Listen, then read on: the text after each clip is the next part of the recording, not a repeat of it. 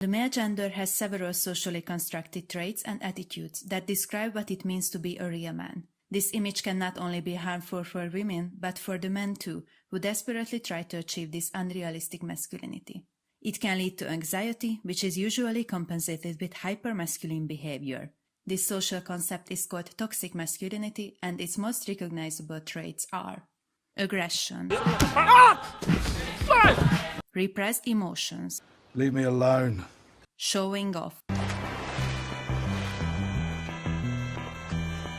degrading women. You can see my dick, but I ain't allowed to get you pregnant. You fucking asshole. Constant competition with other men. I assume you got my letter. No, what letter? Invitation. To a party? To a fight. What fight? Our fight. Rejecting the father's role. Can you stop calling me Dad? Sounds weird. In this essay, I will examine toxic masculinity in Taika Waititi's most personal movies, Eagle vs. Shark, Boy, and Hunt for the Wilderpeople.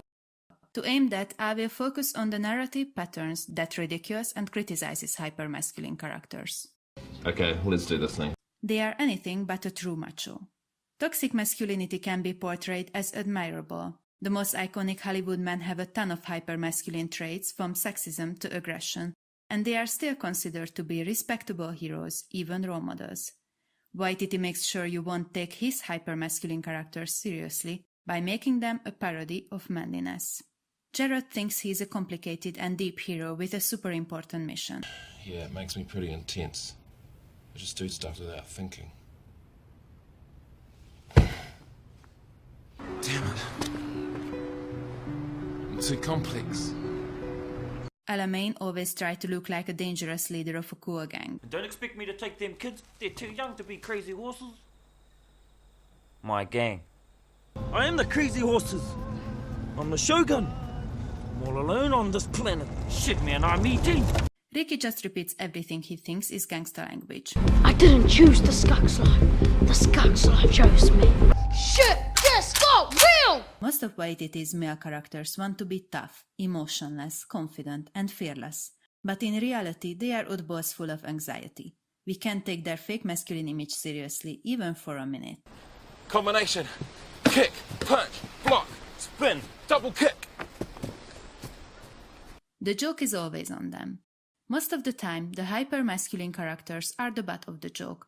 Although their ridiculousness seems obvious to the viewer, there are some characters, especially the kids of Boy and Hunt for the Wilderpeople, who look up to them. Oh man, I wish it was my dad. I've been to prison. Gangster. But in the end, even the children realize how toxic this behavior is. I thought I was like you, but I'm not. Waititi said in an interview that New Zealand's idea of masculinity is quite extreme, and he thinks it's tiring trying to be a macho. He also admitted that he likes to poke fun of men's infatuation with being tough and cool. Not only the jokes are about toxic masculinity, it's an important factor in the whole structure of the stories. What the hell is your problem, bro? Their behavior is the base of the conflicts. Masculinity is the driving force of conflicts in these movies. In Eagle vs. Shark, Jared feels the need to fight his high school bully to protect his manliness. It's time to put my training into use. What do you have to do? Kill a man. Probably. In Boy, the negligent father comes home and Boy tries to be more like him by acting rude and arrogant towards his friend and family. Boy, you didn't make dinner. We're hungry. Do I look like your bloody mother? Make it rain. In Hunt for the Wilderpeople, a grumpy lone wolf and the wannabe gangster get in a difficult situation where they are mutually dependent on each other. I hate you. Well, I hate you too. I hope you die. Me too. Although the story of these three movies are quite different, the reason behind the conflicts can always trace back to toxic masculinity. That takes us to the next narrative pattern. Sorry I am like I am sometimes. They need to change to be happy and to have normal relationships in their life. The solution to all main problems in the movies is leaving behind the hyper-masculine behavior. Jared comes to terms with the fact that he is not a cool guy. Alamein feels remorse for leaving his wife, and Hector expresses his emotions in a poem. It's important to note that even though their behavior is ridiculous, Waititi's characters are always likable. Some are more than others, But they are not the bad guys, only prisoners of this over-the-top masculine image they want to reach so desperately.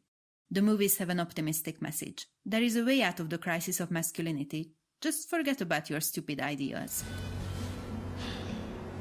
I'm a loser, aren't I?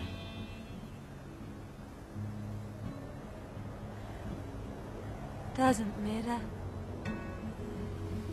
Because my love for you would break my heart in two if you should fall into my arms and tremble like flowers.